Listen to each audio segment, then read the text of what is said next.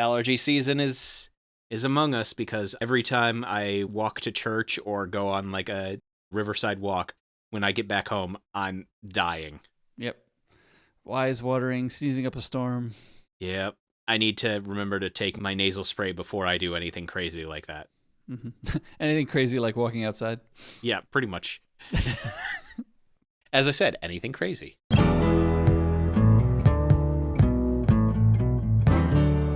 Welcome to My Hill to Die On, episode 93. Everyone has things they are passionate about. Things we want our friends to try and experience. So we've convinced each other to try different things. And we talk about these experiences to see if we can get just one more person to join us on our hill to die on. So, Nate, I hear you run good. Well, I'm not sure I run good, but I run for fun. I did the Fukaya City Half Marathon, which was quite fun. The assistant cross-country coach and I were looking for some races to do because we have all this built-up level of fitness that we've been working on. So we're like, well, let's do some races. You mean before you relax and let all that build-up go away? Yes, basically. Or before I get too old and decrepit, Ryan. That's probably the problem. So he found this race, and I was like, ooh, that looks really good. Let's sign up. So we both signed up for that. Rolls around to race day. My training had gone pretty well, but unfortunately his training, he'd run into a whole bunch of injuries. He even had flu last week, so he hadn't been able to keep up his level of fitness. Nevertheless, he's still way faster than me, even with his injuries. So he decided, since he paid for the race a while back, he's still going to come. He'll just pace me through as much as he can. So I said, that'd be great. That'd be wonderful if you can help pull me along. So we head out that morning, bright and early, and the highway was jam-packed. I was a little bit worried we wouldn't arrive on time, but luckily Google was guiding us through some back roads and got us there pretty quick, so I was pretty pleased about that still. We still made it through in a good amount of time. I did get some stretching in. I was hoping to do a little more looking around, exploring, but I was actually pretty nervous. Even if I had arrived earlier and had tried to look around, I don't think I would have been able to. I was just too nervous for the race to start. So I'm kind of glad that we arrived at the venue location, we stretched out, and then by that time it was like, okay, let's go line up. So I was like, okay, good. We had time to go to the bathroom and things too. So it all worked out well. We weren't rushed at all, but if I had been there earlier, I think I would have just had too much time. So I'm pretty pleased that we arrived when we did. So we went to line up for the race, and he gave the suggestion, which I thought was pretty good, that we line up in the back of the group of the pace we were looking to get. That way we have a bunch of people that we look to pass, which actually worked out pretty well, I think. We lined it up in the back. I think maybe because we went faster than the pace we were expecting, we probably could have gone further forward, but we didn't know that at the beginning. So I think with the information we had, we lined up in the right spot. We struggled through the traffic for a while because there was a lot of people. There was about 3,000 people at this race. So there was a lot of people. So it was quite crowded for a while. We worked through probably the first 3 kilometers were crowded, and that slowed us down, at least the first kilometer. I think by the time we got to 3 kilometers, we were up to pace. We had discussed ahead of time that I was going to go 440 per kilometer for the first 10 kilometers. But by the time we had gotten to 3 kilometers, we were already going slightly faster than 430 per kilometer. So it was a little bit faster than I wanted to go. My plan was to go 440 for the first 10K and then speed up to 430 and see if I could hold that for the rest of the race, for the second half of the race. But by the time we got to 3K, we were going a little faster than 430 already. And I wasn't dying at the time. So I was like, no, let's stick with this. I said, and instead of speeding up at 10K, let's just try to maintain the rest of the race. So he was like, okay, we can try that. And we did pretty well. After 10K, I was like, wow, okay, this is fast, but now I'm going to start pushing. So I think it wasn't too bad. I was a little bit worried halfway through the race. I was like, I got to start really giving more effort to keep the pace. It wasn't too bad. At around 15K, it was getting a little bit more painful, but not terrible. But then at about 18.5K, I twinged or pulled one of my muscles somehow, slightly, in my left hamstring. But I was like, I am not giving up. So I slowed down to 435, then 440, then 450. I don't think I slowed down slower than 5 minutes per K in the last 2.5 kilometers there, or 3.5 kilometers.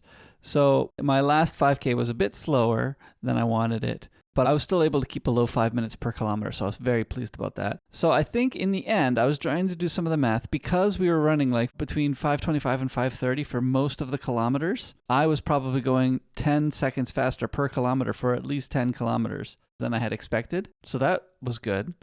So that gets you at least 100 seconds of built up buffer, and then I probably lost at least a minute to, a minute 20. So, I probably lost about 80 seconds after my muscle got pulled.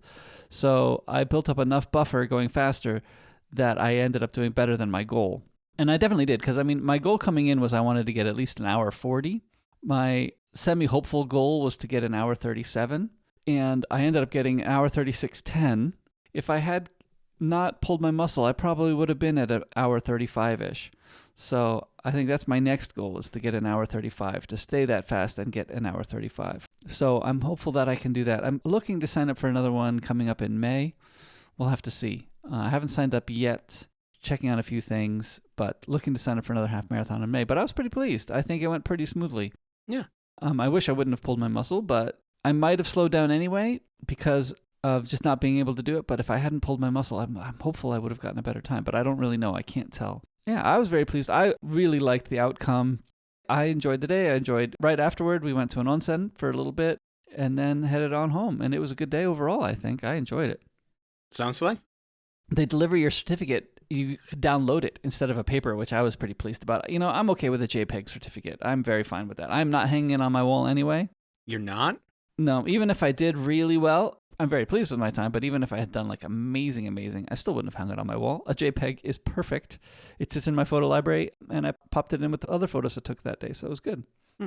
I'm just going to say, don't expect me to sign up with you in May. I don't mind running alongside you, Ryan. I can pace you. You do realize that we will be walking most of it. Yeah, there's a 3-hour time limit. 3-hour time limit.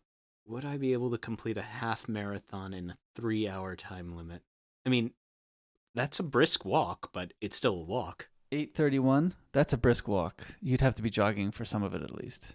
Yeah, but it's still a brisk walk for most of it. No. The answer is still no. Oh, well. I am not in good enough shape for me to consider a half marathon.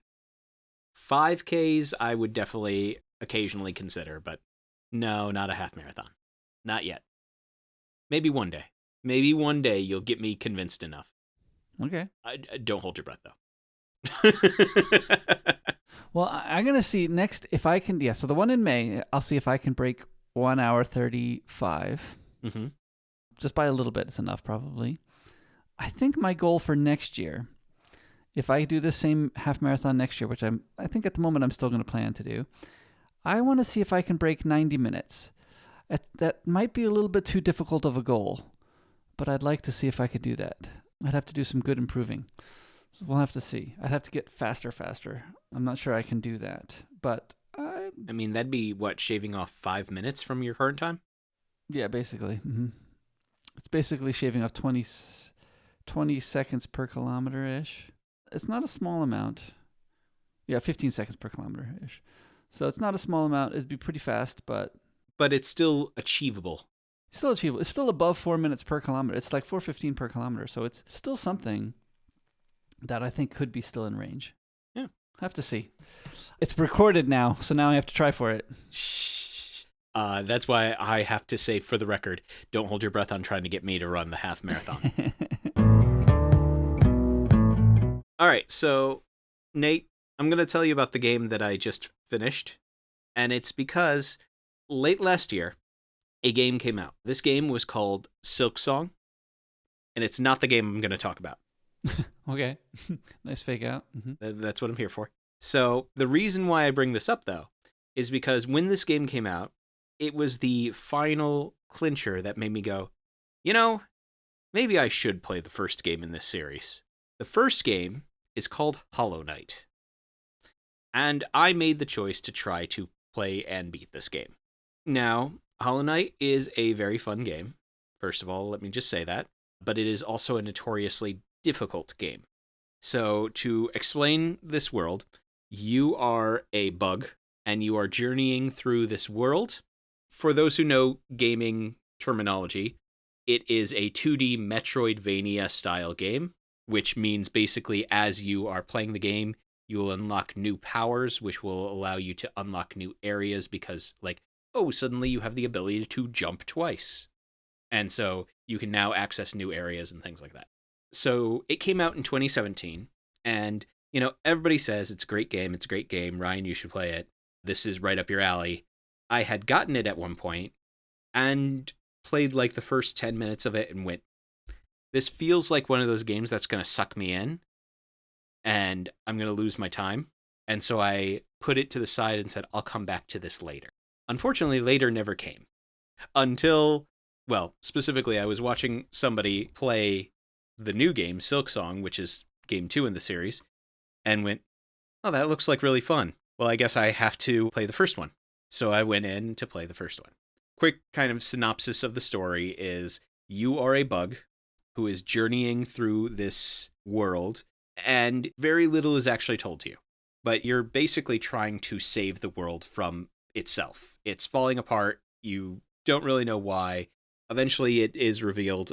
For those of you who care about spoilers for a now almost 10-year-old game, I'm sorry, skip ahead. Wow, 10 years. Oy. Anyway, so essentially there is this infection that's spreading throughout the population, and to prevent the infection from spreading, originally locked the source of the infection into one being. And they have been dealing with that infection for so long that it is now starting to leak out into society as a whole. And other people are getting sick now. This is an infection that makes everybody go kind of a little insane. You discover all this, and one of the endings, the worst ending, is the one where you fight the person who has been holding this infection back because they've been fully taken over now. You fight them and you take their place. So you are now the one who takes the infection inside themselves and just holds it back. There are other ways that you can go about it, but again, it is a notoriously hard game. For example, there are 5 different endings, if I recall correctly, and the first 2 or 3 are pretty simple. Like, the first one is you don't do very much, you beat the boss and you take his place. The second one is you do a little bit more and you get an ally who acts as your defender as you take his place. Not a whole lot of change there. The third one is where you actually fight the infection itself and destroy the infection, but you get destroyed in the process. Not a lot of happy endings in this game, if you haven't guessed. And then the 4th and the 5th endings have to do with fighting the infection at kind of a deeper, more philosophical level. But that defender that I spoke of in ending 2 is the main character of Silksong, the second game in the series, which was actually originally created as a DLC expansion for the first game, and it just kept growing and growing and growing. And eventually, almost 10 years later, they release it as a full game. That sounds like a good way to do it, though. Yeah. I think it was the right choice for them. And, it's one of the things that made me laugh the most was when Silksong finally got announced that it was going to be coming out. It was announced that it was coming out, and it was like maybe a month before it was actually out. And you could see all of these major game developers suddenly change their release dates To avoid this? to avoid coinciding with this game, because that's how well loved the original Hollow Knight was. So they were just like, oh, we are not going to compete with this game. And so all of a sudden you just see all of these games kind of just go, hey, we're delaying our game. Mm-hmm. And some were very obvious about it, and some were trying to keep it a little like, oh, we just don't feel like this is the best window for us to come out. And there are others who are like, yeah, Silksong, that's the reason why we're delaying. Yeah.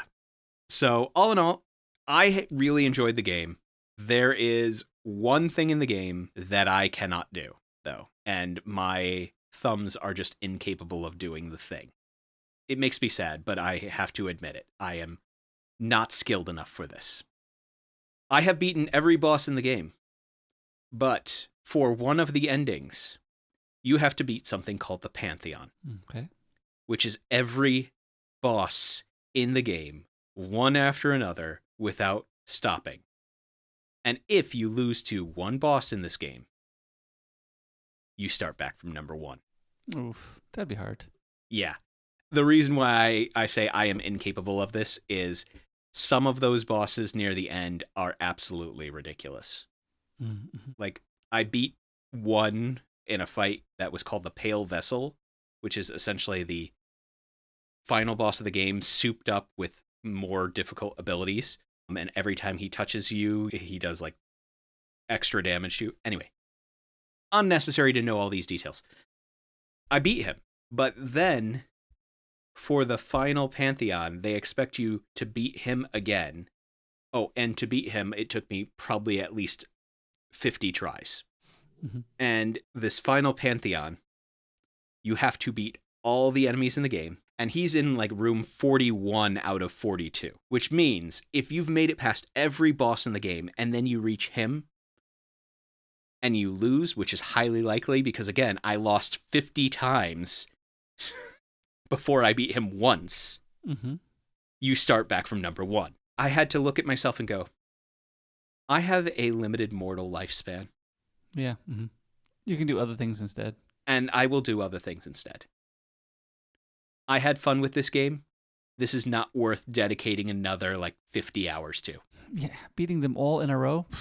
Yeah. You know, there are some people who really get a lot of joy out of that, and that is for them. I enjoyed the game, and I beat some of the easier, smaller Pantheons, but I just said, you know what? I'm good. I'm good. Mm-hmm. I have so many more things I want to do with my days. I have more productive things I can do. Mm. And trying to master a single game is not on my to-do list. Sounds good to me. So, all in all, it was a fun game. I enjoyed it. The difficulty to 100% the entire game is a little crazy, but all in all, fun game. Interesting world.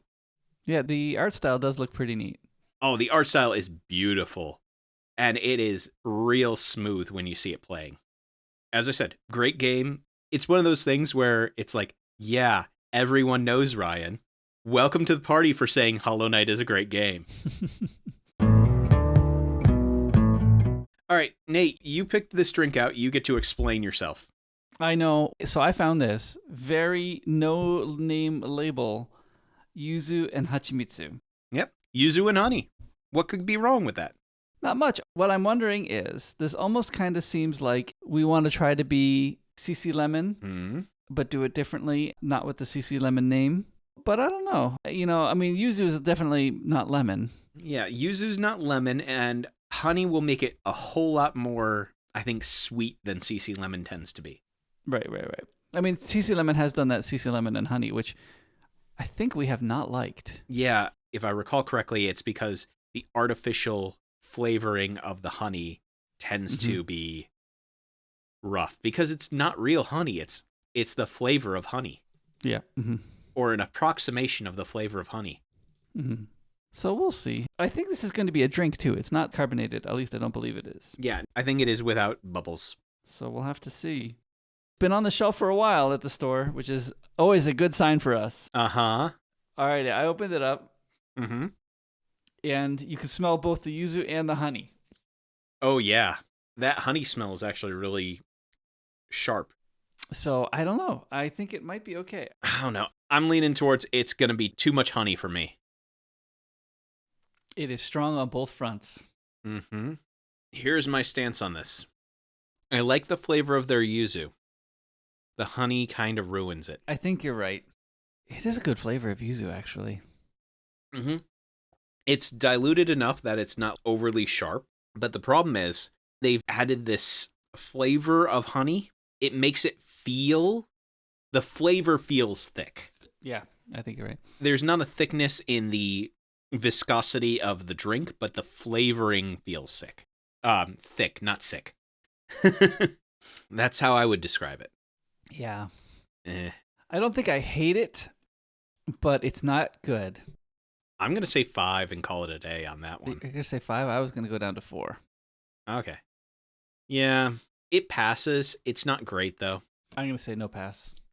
I'm looking here, and past examples of honey and lemon or yuzu and honey CC lemon yuzu and honey is 7 and 7. Oh, okay. Honey and lemon cider was 6 and 5. You were at the 5. There was another one, if I recall correctly. There was a CC Lemon Rich Honey way up top, but we didn't give it scores back then. Oh, yes, and we both thought that one was horrible. I think so. But yeah, I think those were our big ones. CC lemon yuzu and honey probably had a better balance. Yeah, I think maybe. Frankly, I think the only time that I've had yuzu and honey work really well together is there are these yuzu and honey hot drinks that they sell at the convenience store Yeah, that might work better. Mm-hmm. that are wonderful, wonderful when your throat is killing you. Mm-hmm, mm-hmm, mm-hmm. So actually, yeah, if they serve this hot, maybe. Mm-hmm. Maybe. I don't know. I think the honey is just a bit too much. So they don't win. Yep, I don't think so. All right. And now for everybody's favorite thing, Mm-hmm, mm-hmm. Christmas Kit Kats. So we had one of our former staff visit us, who now lives in Canada. Mhm. She came back and she donated a Kit Kat advent calendar. Yes, which is interesting considering the fact that Christmas is not here anymore. Yeah, well, I'm sure it was when she bought it, but she has visited after Christmas. I just realized that I said Christmas here, and I should clarify that it is no longer Christmas time in any way, shape, or form. Right. So we did the fun part of opening it up already because we figured we needed to do that before we record. Otherwise, none of us are going to have something to eat. And quite frankly, there were so many places to open that it would have been rustling sounds for like 20 minutes. maybe not 20 minutes, but a significant period. Yeah, it took 10 minutes, and then we split them up and divided them out so that we all had some, gave some to our office friends too. There were a variety of kinds of Kit Kats in there. Mm-hmm. There were your traditional Kit Kat. Then we had 3 more kinds that were different. There were the ones that look like there's a tree on the outside of the wrapper. Yeah, I opened it up. It's actually a penguin. Mine is a penguin. Ah, a penguin. Well, But I'm wondering if they are different shapes. let me see. Oh, mine is a Christmas bauble, Oh, okay. like an ornament. Okay. So there are different things in those ones. Okay. And in addition to that, we also have a sphere, a Kit Kat sphere, Yes. which I think are trying to be ornaments. Yes, I've opened this one up a little bit too, and I can see ribbing around the outside of mine. Hmm. So there's little lines, like latitude lines kind of thing. Yeah, I see it. This one it must have gotten a little hot. Okay. And then the third one that was different, I received also a Santa Claus, Yes. because that one was the special Christmas Day Kit Kat. It is a very, very big Kit Kat in the shape of Santa Claus. Mm-hmm, mm-hmm. Alrighty. So we're going to try the different shaped ones. I'm curious how much Kit Kat they're going to be like. We shall see. Unfortunately, though, we will have to say that the giant Santa Claus one, there was only one. So Nate Yes. gave that one to me.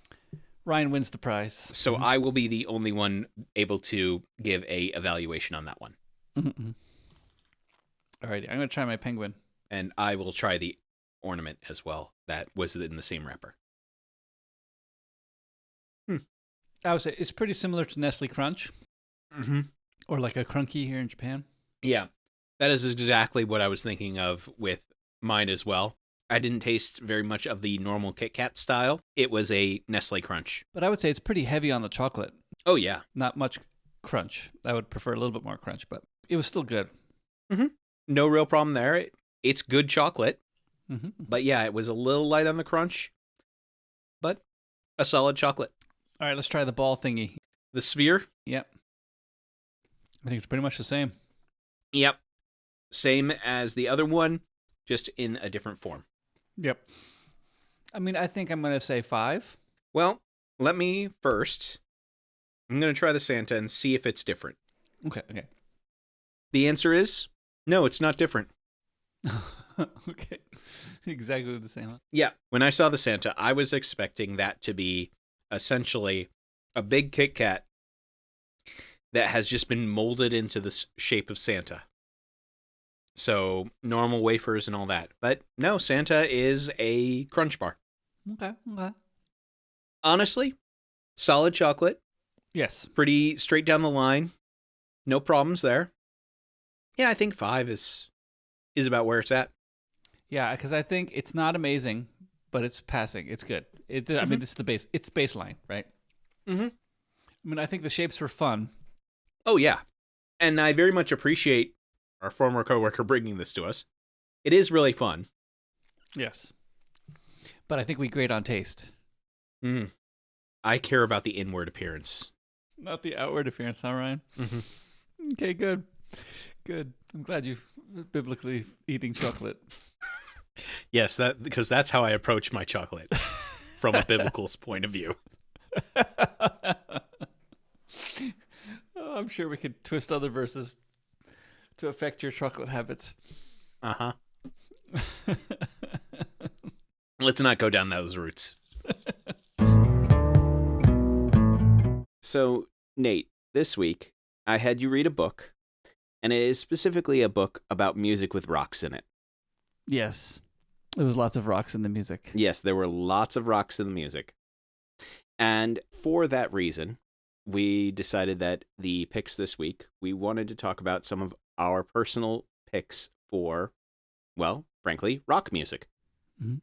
We were talking about this, and I think we wanted to go with albums. Yes, we decided albums. Yes, so we're going to pick an entire album that is essentially just choosing our favorite music rock album. Or at least picks. Yes, maybe not our favorite, but one that we wanted to bring attention to. Right. All right, so Nate, what is one of the ones that you would like to pick for rock music? I'm going to first start in the past. I don't know why. I was trying to think of what I wanted to pick. First, I was like, oh, I'm only going to pick things from the before times. the before times? When I had CDs, right? Back before iTunes, back before my iPod. And I don't know why. I don't know why I wanted to do that, but I did. In the end, though, I've only decided to pick one from that era, and that is Reliant K, The Anatomy of the Tongue-in-Cheek. Here's the kickoff. Hope you're not sick of Reliant K. All right. I would normally call that alternative music, but... Yes. Right? I mean, that's the thing. But alternative is alternative rock, right? I mean, that's what alternative is. Sure, I'll grant you that. The thing is, I am not a heavy metal rock person. It's okay. I wouldn't consider myself either, but... So I think most of the music I listen to is technically alternative. Mm-hmm. This has a bunch of good songs in it. I really liked this album. There are a bunch of crazy, just funny songs. Sadie Hawkins Dance is a fun one. Maybe It's Maybelline. But then they have some great slow ones. For the Moments I Feel Faint is one of my favorite Reliant K songs, probably one of my favorite all-time songs. And it's the slower song, right? So, yeah, okay, that's not the rock song of the album. But it is definitely the slower song, but it's great. Less is More is another slow but great song. Wonderful album, wonderful stuff. For the Moments I Feel Faint, we covered this in my cross-country team in college. For some reason, I had a lot of time my senior year in college. I don't know what it was. Because we were in college. Because we were in college, right? I had free time, and what did I want to do? I was like, hey, my cross-country teammates are pretty talented in singing. What if I record them singing and put an album together? So I did that. I recorded them singing and we put an album together. Now, am I the best mixer of album songs of audio? No. No, it's very clear. Given the way you got through that sentence, I'm going to say yes. No, I do not mix audio for an album well at all. And the technology I had back then was very poor. I mean, I live recorded it, mixed it live, and then there was no going back. There was no, oh, I could do this differently. Nope, there was no going back. The way I recorded it was the way I recorded it. Would have liked to have recorded it differently now that I understand more about recording. And one of my friends who was in an actual band talked about how he was sending his album off to be mastered. And I was like, oh, what's mastering? Back before I knew what mastering was. And then he said, oh, yeah, it's basically taking the suck knob and turning it down. And I'm like, and then I listened to his album afterward. And I'm like, yeah, that's exactly what it was. He took the suck knob and turned it down. But of course, there was a whole lot of skill in that, which I do not have and I will not have. So I could have done with some mastering on my album. But since I recorded everything live, there was no way to do mastering. I enjoyed the recording. I enjoyed doing it. We came up with a pretty good cover album that we just covered our favorite songs. But For the Moments I Feel Faint was one of the ones that some of my other friends picked too, and I was glad to record it because I was like, wow, that's a great song. I really liked Reliant K. I still like Reliant K. They have a bunch of good albums. I like their newer stuff too, but it was definitely a formative album growing up back when I was in high school, and this one I guess came out when I was in college, early college. So I listened to it a lot, so I enjoyed it. So I'm going to talk about a band that I have gone and seen in concert. Mhm. And this is probably not my favorite of their albums, but it is one of the ones that I enjoy because this was the concert I went to. Mm-hmm. So in 2016, so we're talking still pretty somewhat recently. Sorry, I realized how long ago 2016 was now.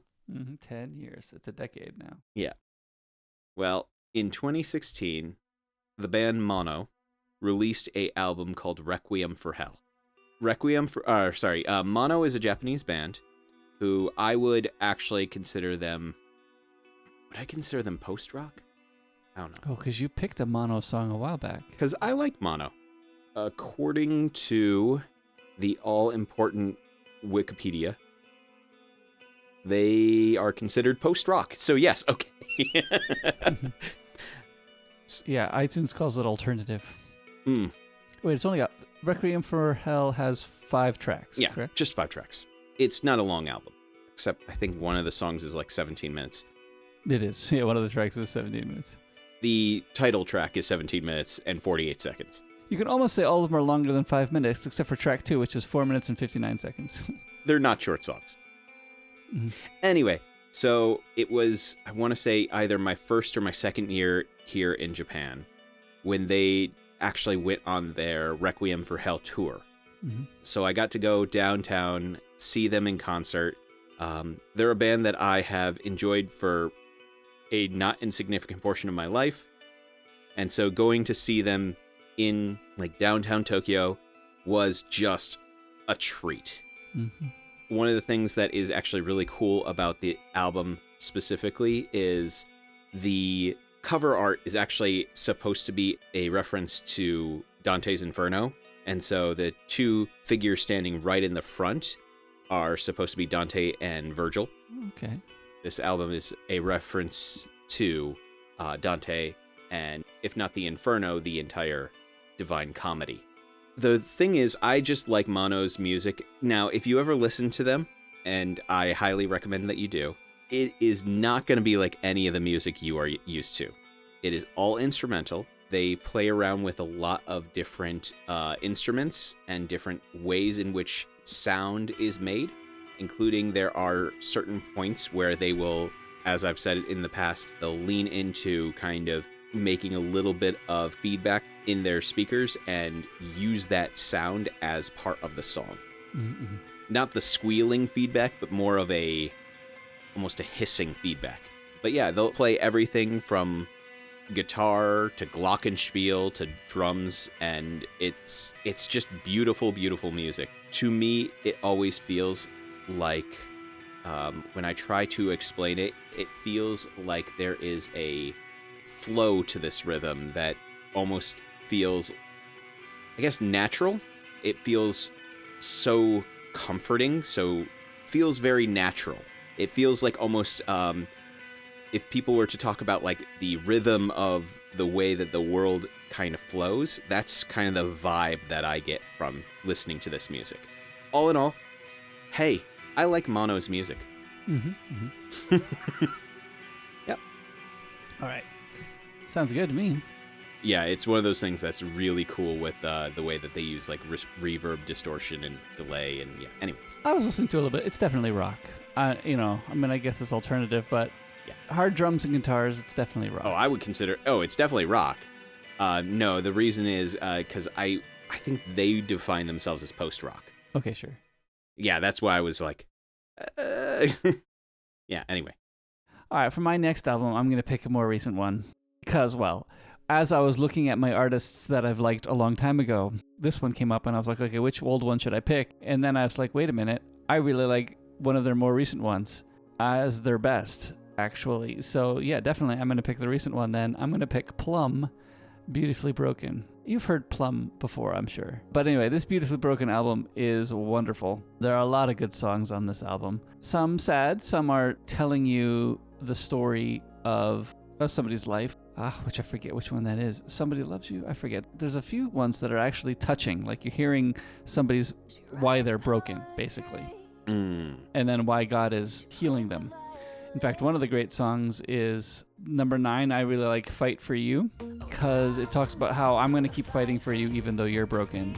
And they use like those boomwhacker stick things for the song, so it's a great song that uses boomwhackers. Wonderful song. Anyway, Plum, I've liked their earlier albums, Candy Coated Water Drops, Chaotic Resolve, Exhale. Those are great albums. Their original is a good one too. But anyway, Plum is good stuff. I very much enjoyed them. Over the years, they've had some good stuff. Interestingly, Beautifully Broken was released in 2018, but I don't think I found out about it until about 2020. And then I was like, wow, this is great. How come I didn't hear about this earlier? So I was a little bit saddened when I was like, wow, I could have learned about this a while back, but it's a little bit newer than your other one. Yeah.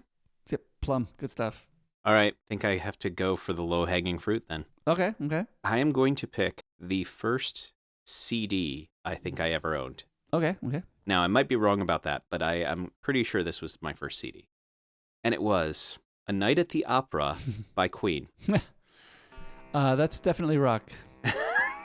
I figured, but I believe that was the first album I owned. Kind of helped define rock. And now I might have owned another album before that, but I think those were all like gifts. I think this was the first one I personally bought. So I originally got this album because of the obvious reason. And that obvious reason was song number 11. Bohemian Rhapsody? It's Bohemian Rhapsody. Mm-hmm. But I listened to this far, far more than Again, it was the first album that I had. So did I listen to this album on repeat? Yes. Mm-hmm. Can I still sing most of the lyrics of most of these songs? Yes. Will I attempt on a podcast? Absolutely not. You're not going to share it with us, Ryan? Well, the problem is, most of the songs are layered with multiple voices, and I have not yet figured out how to sing with two voices at the exact same moment. I'm working on it. It's a great album. Again, it's Queen. Kind of defined rock. It's just a great album. I mean, it's one of the ones that has a lot of really quite memorable songs.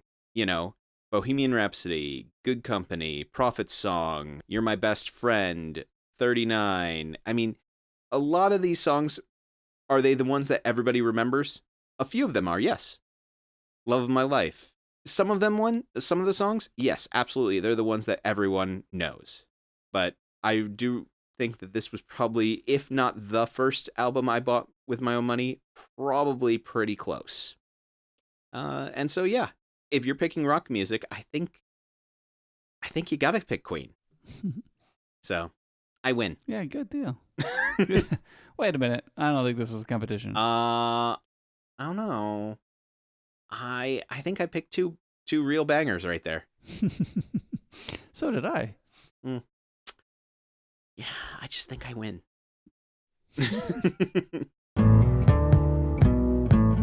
Ryan, you had me read a book. Yep. I had you read a book, and it was a good book. It was a book with music with rocks in it. Yep. In fact, I believe the book says right at the beginning that it's a story about sex and drugs and music with rocks in it.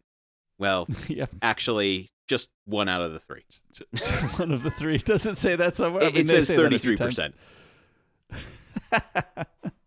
I know that they used that quote in there a few times. That was good. Let's just say it. I had you read another Terry Pratchett book. Yep. Number 3 in the Death series. Yep. So moving along there. This is soul music. So, we've now had a couple of experiences with death, and we thought we'd say hello to him one more time. So, the elevator pitch for this story is Death takes another break. He is trying to forget. And so he leaves, and the role of Death, that is, tries to find a being to fill that role, and it tries to fill that role with Susan, his granddaughter. And all at the same time, we also have Buddy, who is trying to form a band. And they form a band, and music kind of takes over. The music just, it has a life of its own. Yeah, yeah, it does. It has a life. It gives Imp his life, or Buddy his life. Mm. Some people, they just live for the music. How many puns can I make like this? A lot. Too many. Not as many as the book, Ryan. Not as many as the book? Is that a challenge? No, don't attempt. All right, I will leave that. I liked it, Ryan. Okay, you didn't ask yet, but I will tell you. Thank you. Yes, the question I normally ask first. I want to get a vibe check for how you feel about it. You liked it. I think one of the weird things at first was I was a bit disappointed that there wasn't as much death. Yeah. He's kind of a side character, but he's still important. And the book, introducing all these new characters, so like, wait a minute. At some point I realized, wait, this is not a book about death. This is a book about Imp and Buddy and the band. Yeah, Imp is Buddy. Yes. Imp/Buddy and their band and their trials and Susan. Yeah, Death is a side character in this story where his role is being essentially filled by Susan. Right. Because, all of Death's stories have to deal with times where Death is going on vacation or wanting to retire or being forced into retirement. Right. I did think that too. I did think that too. I was like, wait a minute. Most of Death's stories are when he's not working. Yeah. So that must mean the rest of his life, or the rest of his existence, is boring. They don't write books about that. We only write books about when Death is not doing Death things. Well, when Death is doing his job, business as usual. Right. So it's only when Death decides he's not going to be Death. When he's being existential. Existential? What does it all mean? When you really get down to it, what does it all mean? Yeah, funny stuff. Which apparently is a warning sign. According to Albert, when a man starts saying things like that, then you really got to worry about him. Which, Nate, I'm a little worried because that's the sort of stuff I say all the time. I know, right? Yeah, well, you're a different flower, but that's okay. I'm a special, unique flower. Thank you. I think one of the things I enjoyed about this book a lot was the fact that there were so many references that even I, who is not well-versed in classic rock or things like that, they're just so overt that I could get them. Like there were some that I sent you that were just hilarious. There was one quote that I think I sent you that referenced like 3 bands in a row. And I was just like, oh, this is great. Yeah, they referenced The Grateful Dead, the Rolling Stones, and Def Leppard within a 2-minute chunk. It's like 2 minutes of the book. It's like all of these bands are referenced. And it was pretty funny. Actually, given references, I'm going to send you something. This is the coat of arms given to Terry Pratchett when he became knighted. Now, here is the best part. We've been talking about references to music. The Latin phrase at the bottom is a corrected version of the dog Latin of Mort and his heirs. It is a phrase that is a reference to the song. Essentially, the motto is, don't fear the Reaper. I think one of the fun things about Terry Pratchett, right, was all the references in the first place. The previous book, I recognized a few, and I thought that was fun. I think this book, they were just more blatant.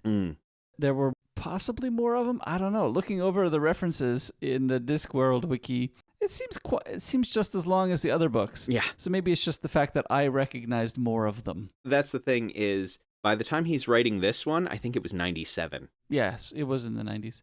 But yeah, right. So he's referencing modern stuff at that time, which is stuff that I will be able to recognize because I'll have been around for it. Yes. Whereas if I tried to give this book to any of our students, how many of them would get those references? Right. They would see the Grateful Death and Rolling Stone Gathers No Moss and just think they're quippy. Yeah. They're not thinking that they're quippy and references. Mm-hmm. It made me laugh to know that even his coat of arms is a reference to a rock song as well. True. So I'm wondering now, am I probably going to be enjoying more of the Pratchett books because I will likely, I don't know, because I think the other ones, this one's making fun of music, or making fun of is strong. Referencing music is probably more like it. Mm-hmm. Where the other ones were referencing more literature stuff and things like that, which I probably, I still might not be able to get all of the references, even if it's more modern. Where music, it was easier for me to get them because, not that I know more music, but I definitely know music better than I know literature. I mean, that's the thing, is each of his stories have different things that are essentially the core of it. Mm-hmm. So, Yes. for example, the next one I'm going to have you read eventually, I think it's in like 2 episodes or so, Mm-hmm. is going to be Witches Abroad, which focuses on fairy tales. Oh, okay. Because I do a lot of TV watching with my daughters, I might be able to do that one. So yeah, okay. Yeah. So Anyway, I do think that Pratchett yet again shined in making. It's not making fun of. It's just weaving in references so that they work. Because at the beginning of the book, he's looking for, one of the band members is looking for a leopard skin, right? Because rock people. So you thought, oh, that's funny. Oh, that's interesting. But then by the time he's actually buying a leopard, and the leopard can't hear, you're like, wait a minute, that's a deaf leopard. Oh, that's going to be good. You can see it. You can see it being put together. I'm like, wait a minute. I'm watching the reference be put together in front of my eyes here. I mean, and that's the thing, is one of the things that he does expertly is this crafting of all of these references and all these parodies of the world. And the thing that I love about the way he writes is he does that while also telling a genuinely deep and meaningful story. Because, I mean, while we're dealing with leopards that can't hear and grateful deaths, we are also, at the same time, dealing with the fact that, spoilers here, that Susan no longer has her parents. Yeah. Her parents have passed away, and Death had to escort them to the next life. And that is an interesting, like, we didn't hear that happen in the last book, right? That happened between books, right? This is something that happened between books. Yep, okay. Because I can imagine myself missing it. But this book was interesting because one of the things it developed about Death was the fact that he remembers all, the future and the past, which was interesting. He's also, interestingly, has some free will. He's spontaneously choosing to adopt Isabel. And then I guess he must come to the realization soon after that she will eventually die. So that's interesting. How can he have a existential crisis after Mort and Isabel die? He would have known that was going to happen because apparently he's all-knowing. Yeah. Anyway, we're going to let that stretch a little bit. But that's why he spends the entire book trying to forget. Yep. Because even though he knew it was coming... Doesn't mean it's going to hurt less, yeah. Yep. It's true.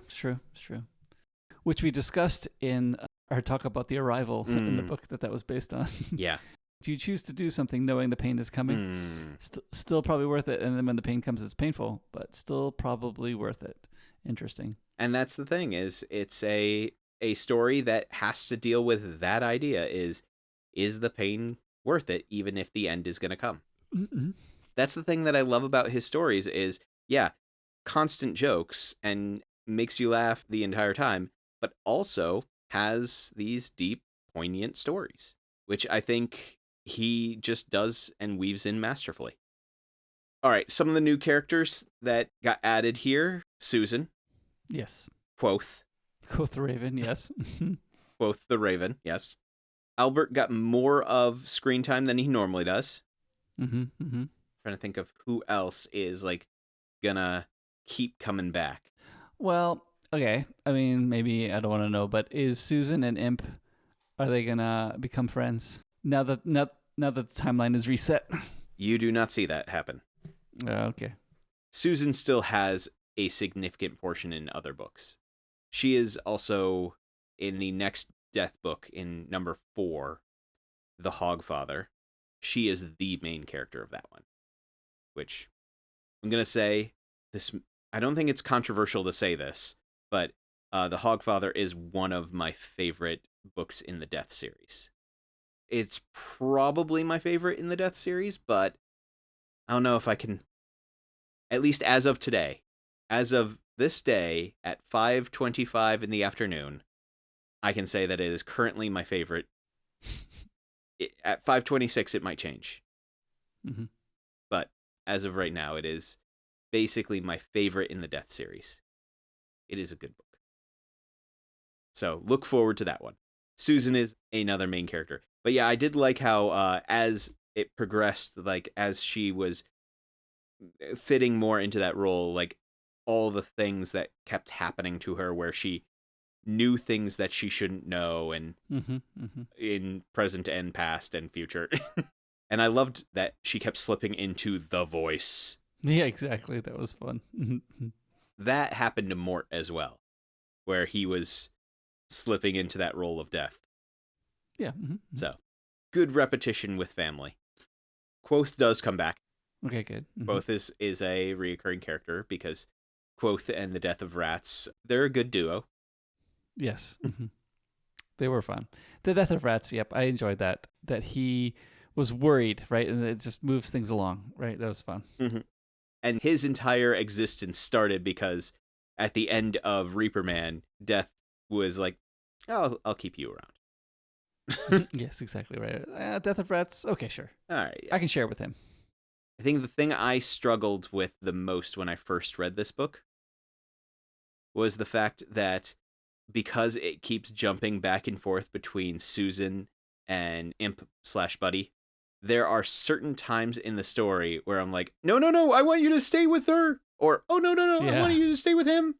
Or especially when it goes to the wizards and like, no, I don't care about them that much. Or Mr. Cleet, head of the Musicians Guild, like, yeah, his storyline is not that interesting. I mean, it's there to be. We needed those characters for the references. Well, not just that.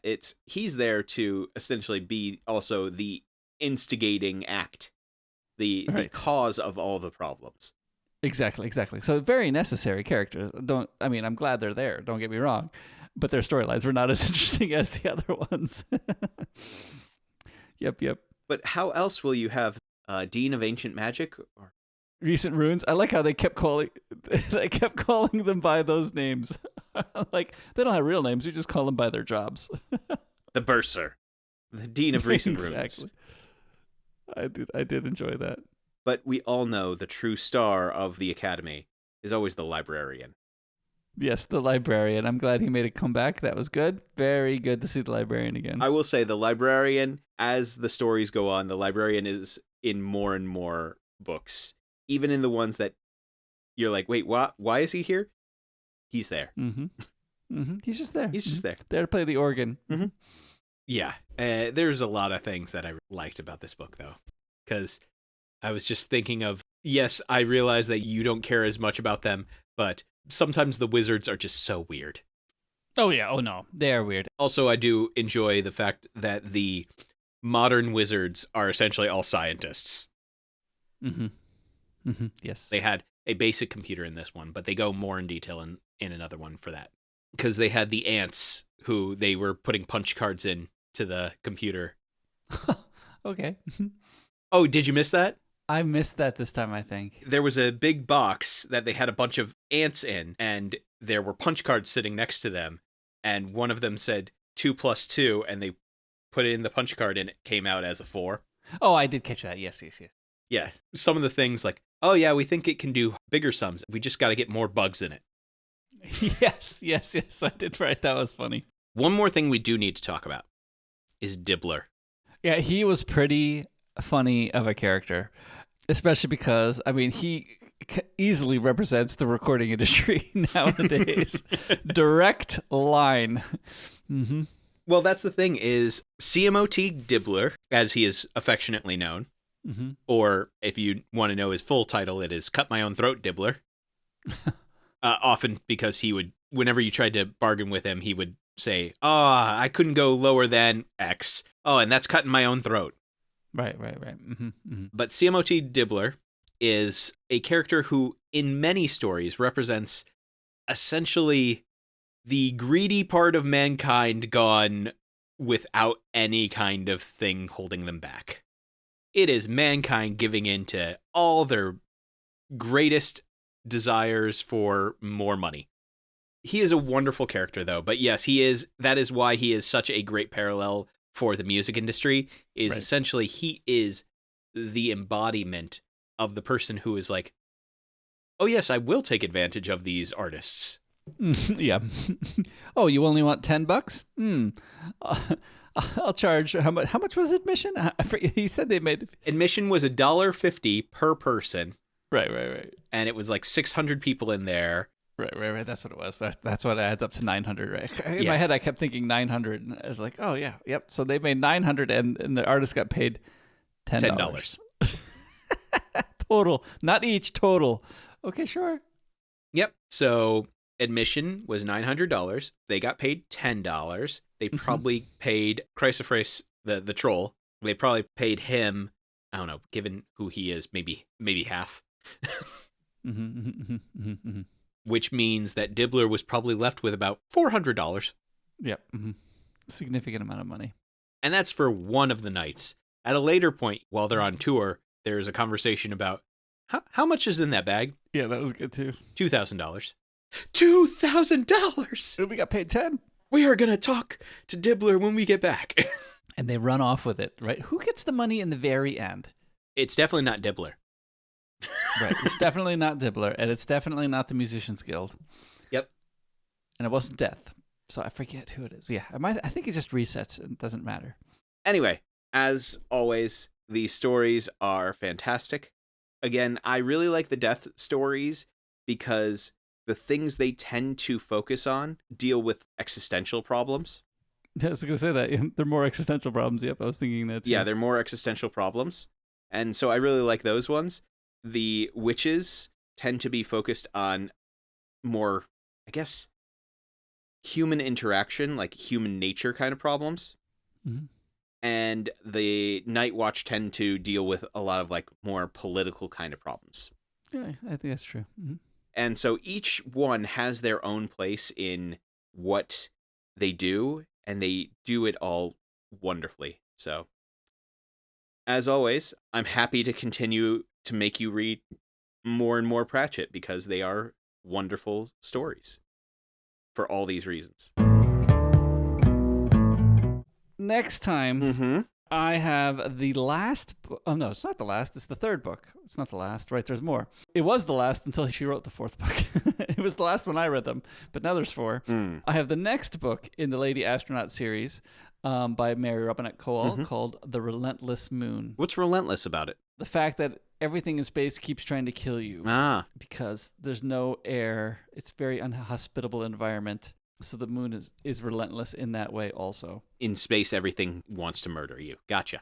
Basically, in space, everything wants to murder you.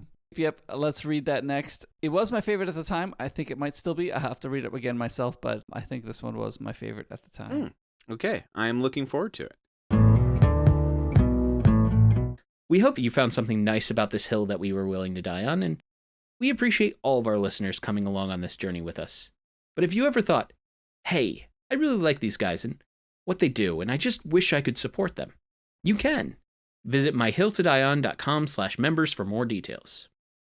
But what does it mean to be a member? Well, for the low price of $2 a month, you can help support this podcast.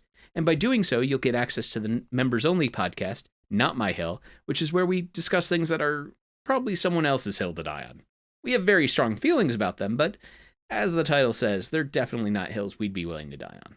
In addition to that, you'll get access to the suggestion form where you can make suggestions for our Listener Hill episodes where we will watch, read, or climb up a hill that you're willing to die on, and we'll talk all about it. But know that the conversation doesn't have to end here. The discussion can continue with us through Reddit at the subreddit My Hill to Die On, or by contacting us through email, which is, to no one's surprise, myhilltodieon@gmail.com. And finally, we upload all our episodes to our YouTube channel, also named, say it with me now, folks, My Hill to Die On.